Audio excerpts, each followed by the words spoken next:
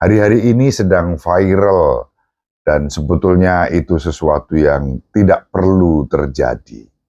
Viral ketika ada video yang diunggah, konon katanya salah satu patung Ibu Maria di Kulon Progo di Yogyakarta ditutup terpal oleh ormas tertentu yang menolak keberadaan patung itu. Faktanya tidaklah demikian.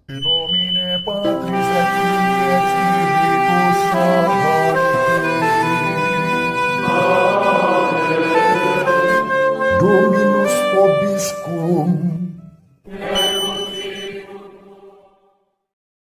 Sahabat peradaban kasih ekologis yang terkasih, selamat berjumpa dalam renungan harian bersama saya melalui channel ini. Semoga panjenengan selalu sehat, tetap semangat tanpa sambat, dan selalu bahagia kebahagiaan yang bersumber dari Tuhan Allah kita. Mari kita awali perjumpaan kita dengan bersatu di dalam doa.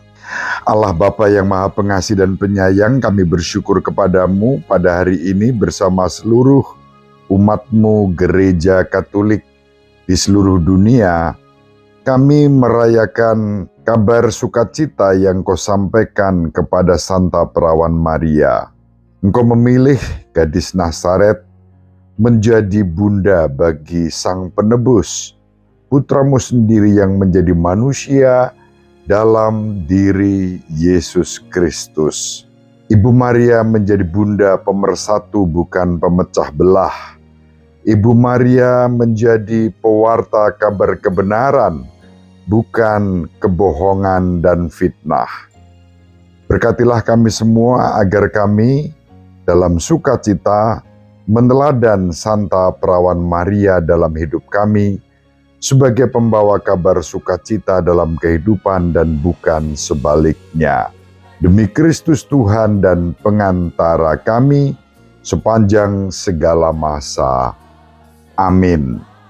Sahabat peradaban kasih ekologis yang terkasih, hari ini adalah Hari Raya Santa Perawan Maria menerima kabar sukacita. Ada yang komentar secara pribadi kepada saya, "Romo, itu backgroundnya kok bagus banget, renungan yang kemarin dan tentu hari ini." Renungan kemarin dan renungan hari ini memang saya persiapkan tidak dari kamar pasturan seperti biasanya, tetapi dari kamar sebuah hotel di Surabaya, karena saya mendapat berkat mengikuti Kongres ke-40 APTIK, Asosiasi Perguruan Tinggi Katolik se-Indonesia. Itulah sebabnya kami mendapat fasilitas, salah satunya akomodasi di salah satu hotel berbintang yang ada di kota Surabaya. Hotelnya saya sebut di bagian lokasi tempat renungan ini saya buat. Tidak saya sebut di sini, nanti dikira promosi. Tidak boleh. Sahabat peradaban kasih ekologis yang terkasih, itu latar belakang mengenai background renungan hari ini dan kemarin. Nah, sekarang mari kita baca Injil Lukas bab 1 ayat 26 sampai 38.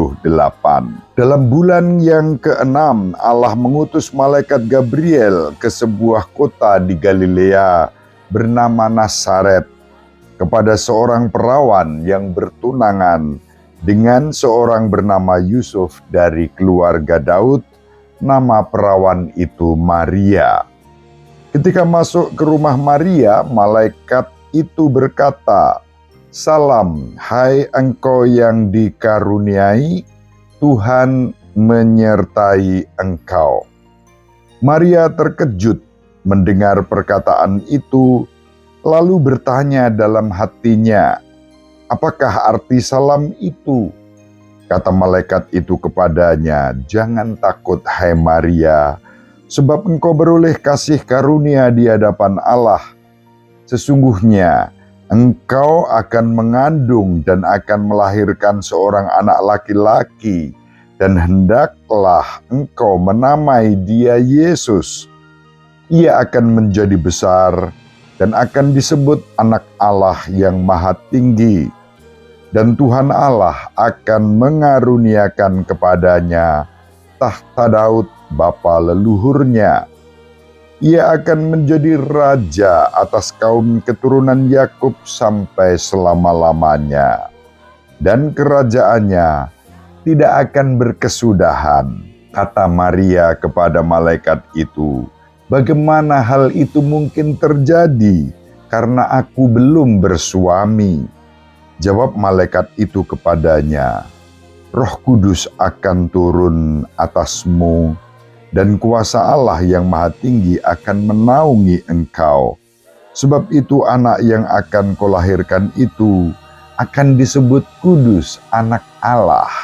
Dan sesungguhnya Elisabet sanakmu itu, ia pun sedang mengandung seorang anak laki-laki pada hari tuannya. Dan inilah bulan yang ke-6 bagi dia yang disebut mandul itu. Sebab bagi Allah tidak ada yang mustahil." Maka kata Maria, "Sesungguhnya aku ini adalah hamba Tuhan, terjadilah padaku menurut perkataanmu itu." Lalu malaikat itu meninggalkan dia. Demikianlah sabda Tuhan.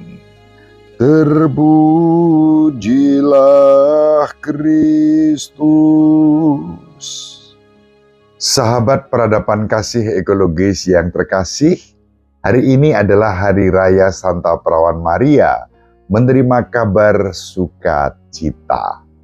Kita bersukacita bersama Ibu Maria yang dipilih oleh Allah untuk menjadi Bunda Sang Penebus, yakni Putra Allah yang Maha Tinggi yang menjadi manusia dalam diri Yesus Kristus. Bunda Maria menerima kabar sukacita bukan dengan leha-leha tanpa resiko. Resikonya sangat berat. Mengandung Putra Allah yang Maha Tinggi yang menjadi manusia dalam diri Yesus Kristus membuat Ibu Maria terberkati. Namun berkat itu juga membawa konsekuensi. Kita semua tahu bagaimana beratnya mengatakan ya kepada kehendak Allah seperti yang dialami oleh Bunda Maria. Oleh karena itu, kita diajak untuk bersama Bunda Maria pada hari raya sukacita ini mempersembahkan seluruh perjuangan hidup beriman kita kepada Allah bersama Bunda Maria. Sahabat peradaban kasih ekologis yang terkasih, hari-hari ini sedang viral dan sebetulnya itu sesuatu yang tidak perlu terjadi. Viral ketika ada video yang diunggah, konon katanya salah satu patung Ibu Maria di Kulon Progo di Yogyakarta ditutup terpal oleh ormas tertentu yang menolak keberadaan patung itu. Faktanya tidaklah demikian. Memang ada suasana yang perlu didialogkan, dikomunikasikan dengan baik dan sehat terkait dengan keberadaan patung itu. Jadi patung itu dibuat di salah satu rumah pribadi yang tentu harus memperhitungkan cara hidup bertetangga. Kalau di tetanggaku misalnya ada satu tempat ibadah dari agama lain, katakanlah itu suatu masjid, dan aku membuat patung Maria dengan ketinggian tertentu, besarnya ukuran tertentu yang tidak seperti biasanya. Lalu patung itu saya hadapkan ke arah tempat ibadah itu, ya tentu ini sesuatu yang bisa menjadi suatu persoalan secara sosial. Hal yang seperti itu pasti Ibu Maria sendiri tidak berkenan. Karena apa? Ibu Maria itu adalah ibu yang mempersatukan, bukan yang mencerai-beraikan dan memecah belah. Kalau kita membuat sesuatu, harus dipertimbangkan aspek sosialnya, aspek kemasyarakatannya. Perlu komunikasi yang baik, setidaknya memberitahu pihak-pihak yang terkait sesuai dengan prosedur yang berlaku. Itu sesuatu yang wajar sekali.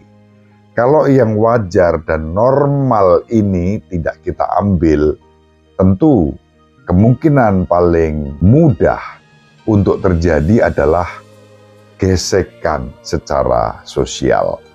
Oleh karena itu, mari kita sebagai putri putra Bunda Maria juga bersikap bijaksana dalam mengelola hidup rohani kita. Jangan sampai kita menjadi batu sandungan untuk orang lain yang berbeda dari kita. Dan itu akan dengan mudah digoreng, kemudian dipakai untuk memecah belah kita. Jangan sampai hal yang seperti itu terjadi. Mari kita belajar dari Ibu Maria, menerima kabar sukacita dan membawa kabar sukacita itu di dalam kehidupan kita. Ibu Maria selalu mendoakan kita, Bapak Yosef merestui kita dengan keheningannya. Semoga panjenengan semua sahabat peradaban kasih ekologis yang terkasih, bersama seluruh anggota keluarga dimanapun berada, dibimbing, dilindungi, dan diberkati oleh Allah yang Maha Kuasa, Bapa dan Putra dan Roh Kudus. Amin. Terima kasih, salam sehat, tetap semangat tanpa sambat, selalu bahagia, kebahagiaan yang bersumber dari Tuhan Allah kita. Salve, salam sejahtera untuk kita semua. Sahabat peradaban kasih yang terkasih, sampai jumpa pada episode berikutnya.